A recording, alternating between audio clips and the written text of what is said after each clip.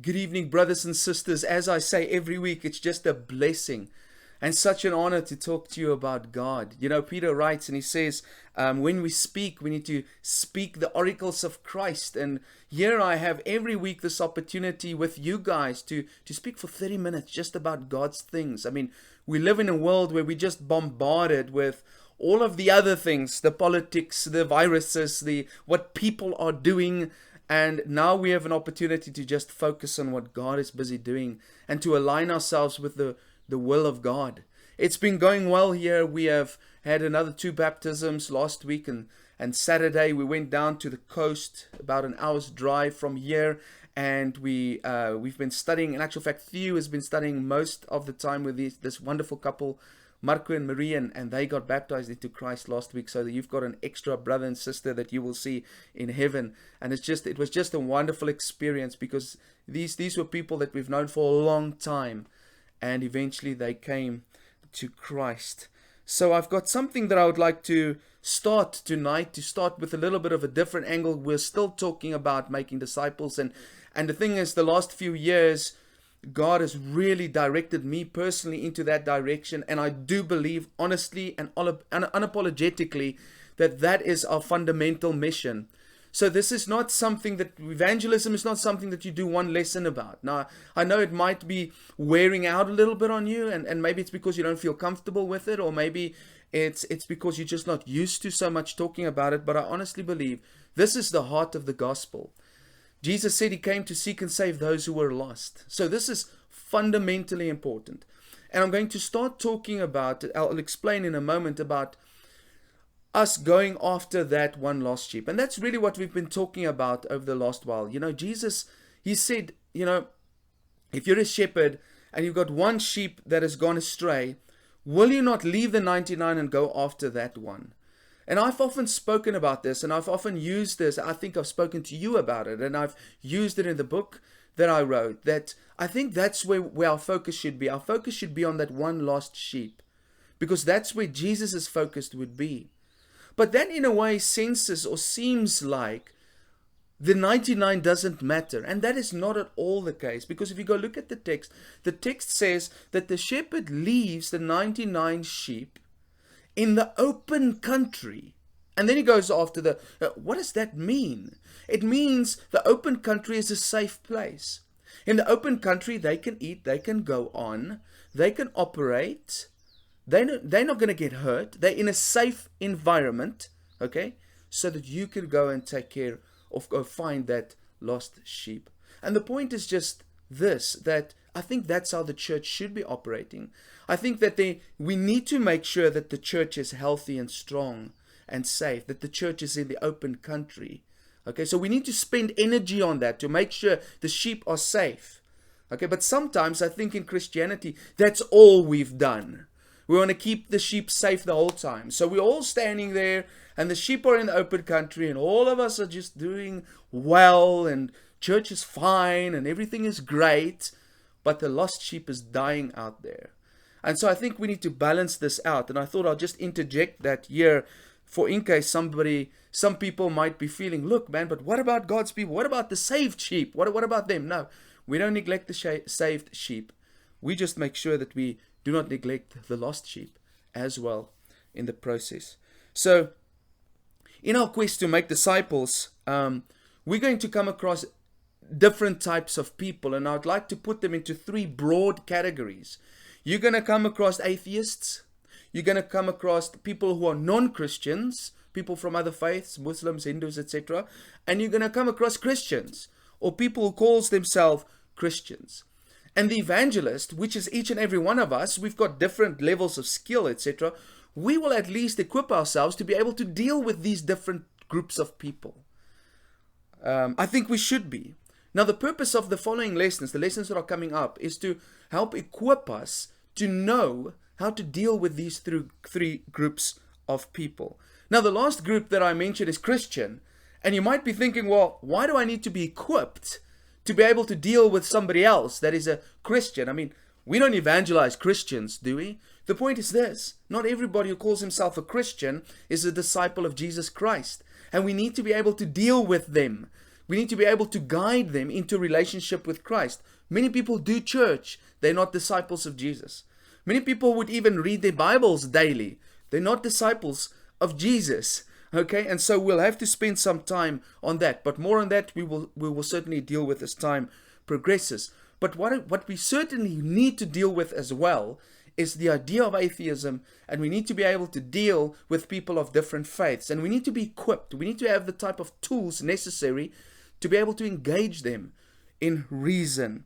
Now, before handing over some of the major conversations regarding atheism and theism, let me just reveal the basis for endeavoring on the topics that are coming.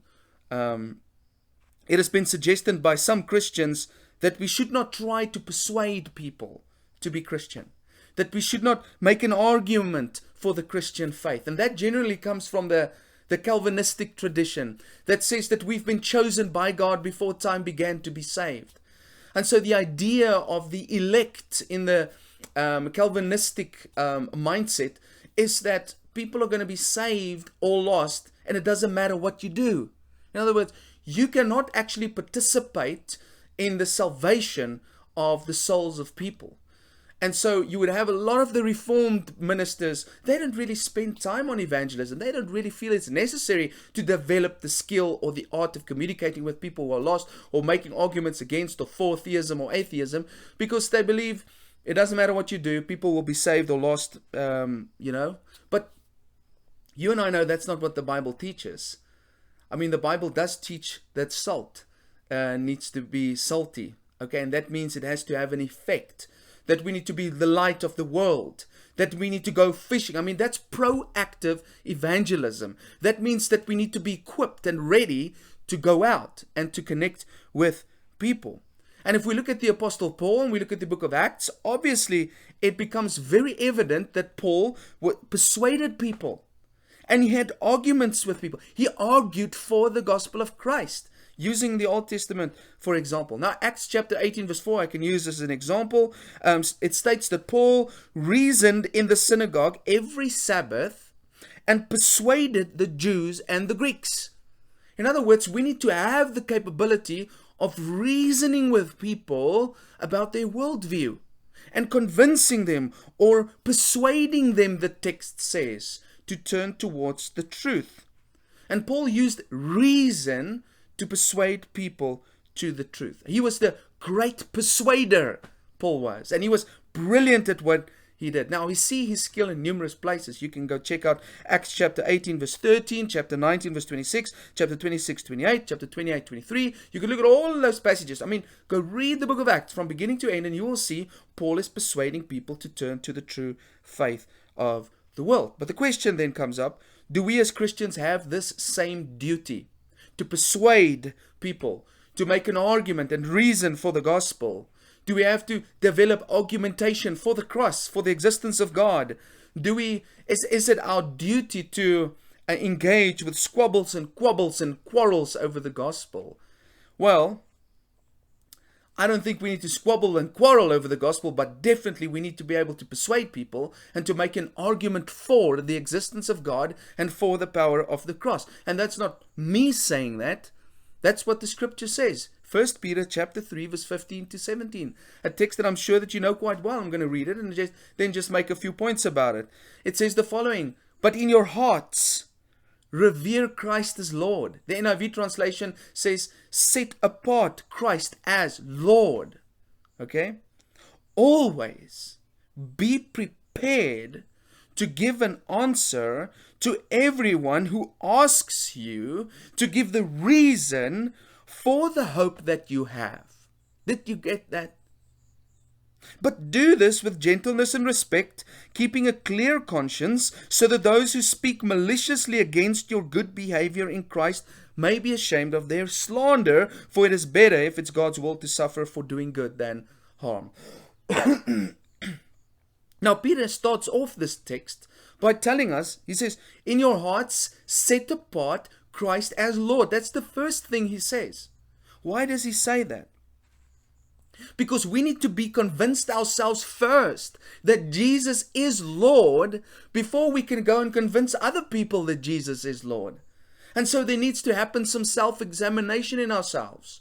Okay, we need to ask the question, do I really believe Jesus Christ is the Son of God? And that without Him, there's no way I can ever come into the presence of God. Because if you're not convicted about that, you will make a terrible evangelist. I mean, I sat last night with a lady who said to me, I mean, in actual fact, yesterday, I had a counseling session with a lady from Chile.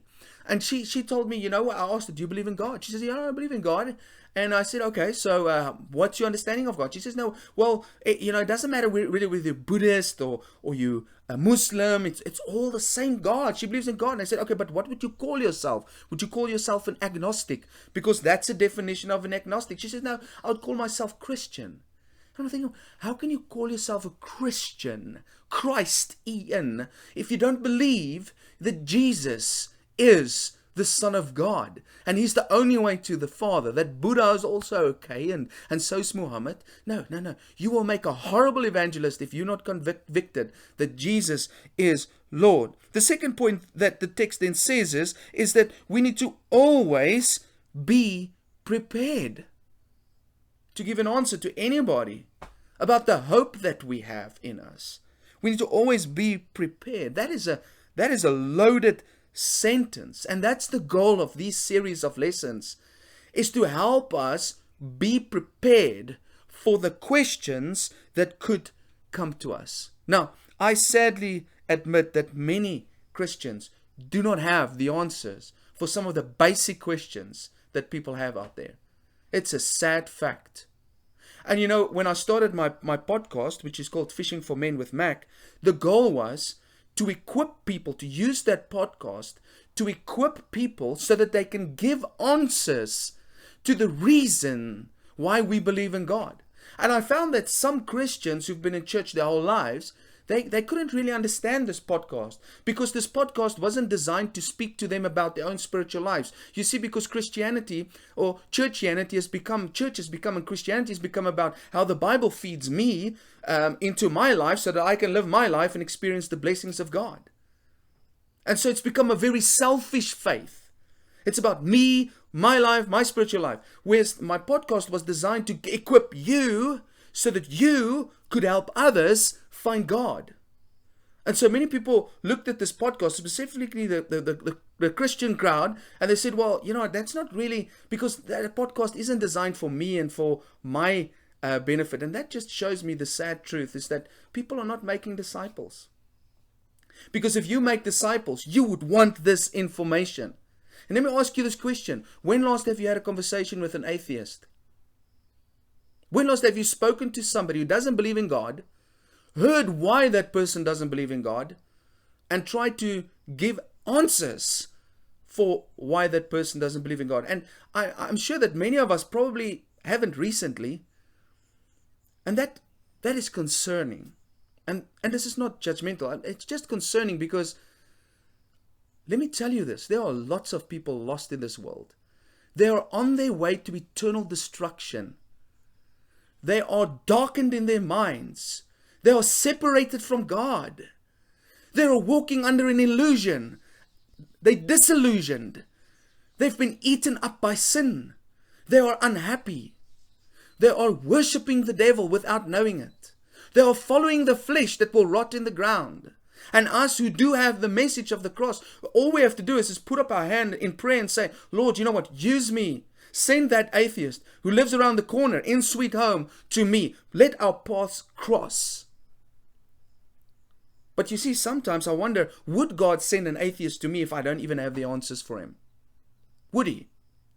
Would God send somebody to me who's totally lost? I don't even know how to help him out of his lostness. I don't even know how to answer the deepest questions of his life. So this is something that we need to deeply reflect on. Ladies and gentlemen, we need to be ready to give answers. The Greek word for answer in this text is apologia. And apologia is where we get the word apologetics from. Apologetics is the discipline of defending your faith through argumentation and reasoning. In other words, yes, we should be able to defend our worldview, our faith, the existence of our God. And when you come face to face with an atheist, you can't just say, well, I believe because I believe. I believe this text is saying we need to be able to defend our faith and give a reason. But how? And Peter answers that. He says that we need to do it with gentleness and respect. I love that. Many people from other religions and other faiths, they get really riled up about their faith. If you don't agree with them, or they get riled up. We don't need to get agitated when we talk about God's stuff. The truth is on our side, and if people want to accept it, it is okay. We must just make sure that our consciences are clear. Remember, we play the ball, not the person. We challenge ideas, not people. Very important. If you're not making disciples, what I just said won't really make sense. But for those who do that, you will know what I'm talking about. We don't challenge people. We challenge their ideas. Okay. Peter also says something very important then. He says we need to be ready when people ask us for the reason for the hope that we have. People will ask us, and this does not mean that we go out there and we go debate with people on the streets and force our arguments down our throat. No.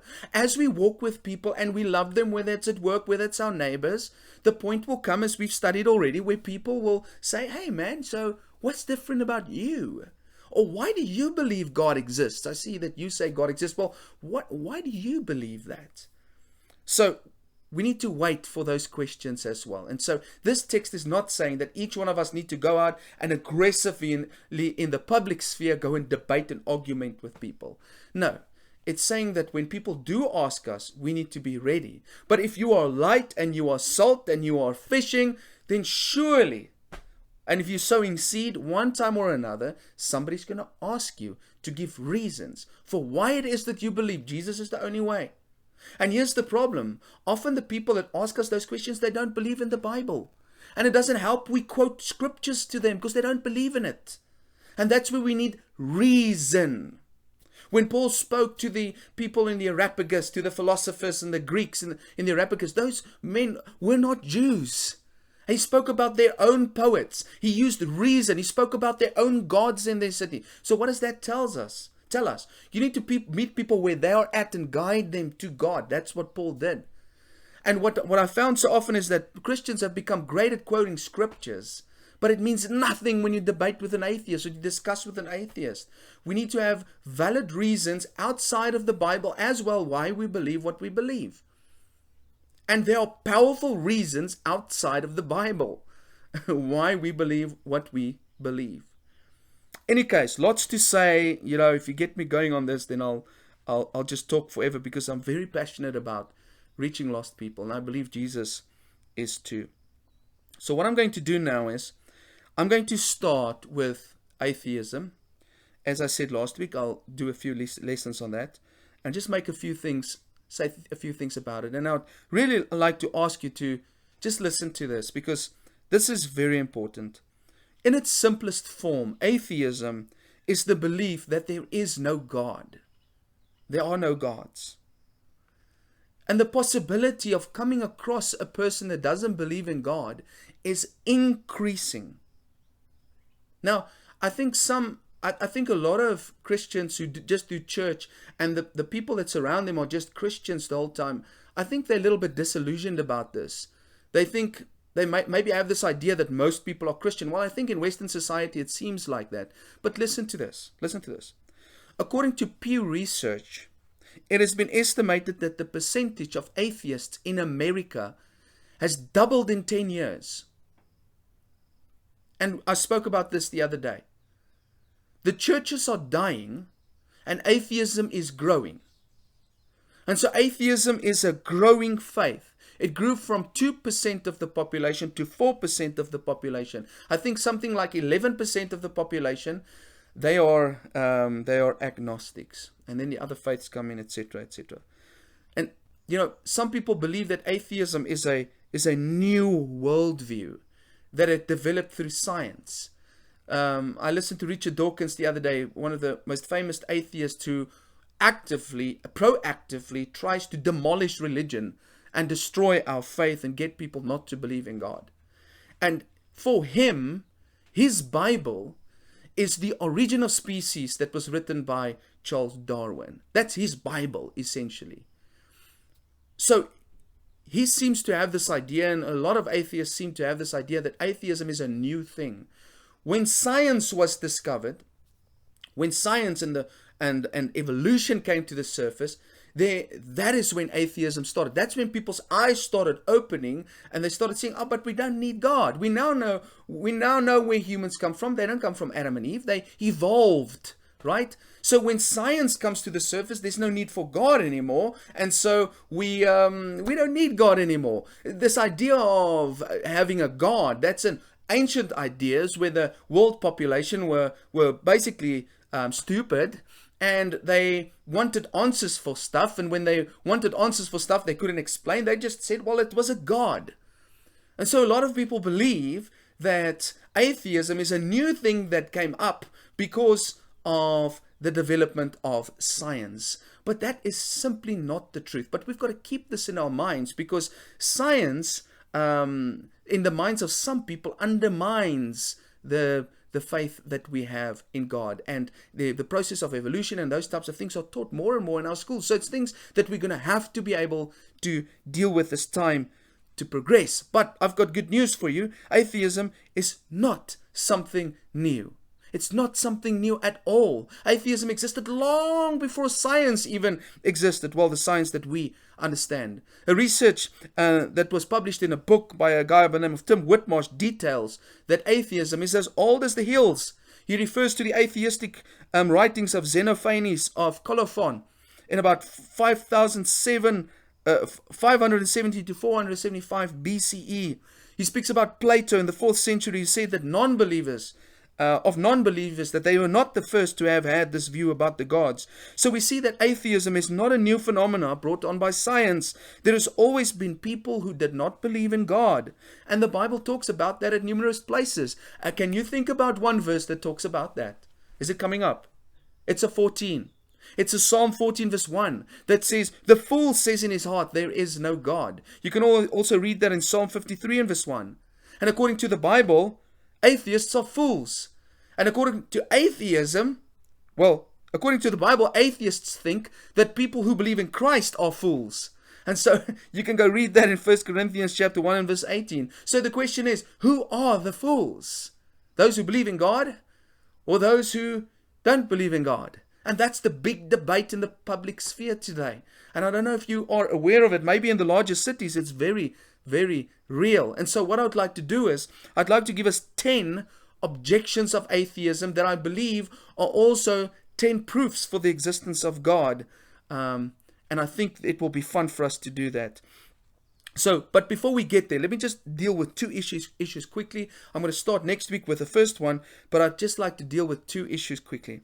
First, how do people become atheists? That's an important question. And one of the reasons has already been listed 3,000 years ago through the proverb writers. Proverbs chapter 19 verse 3 says, "People ruin their lives by their own foolishness and then are angry with God." Then they're angry with God. There's so much to be said here. But often people experience suffering and pain, usually due to their own foolishness and decisions, and then they blame God for it. I watched a little video last week about a street preacher in Canada, and he's talking to this group of atheists, and he says, "Why don't you believe in God? How can you worship the devil?" And the guy on the other side of the street shouts back and says, "When I was going through my difficult time, whatever, or through my trial, nobody was there for me except Satan. He was there for me." What is that showing you? People go through a hard time, they suffer, then they blame God for it.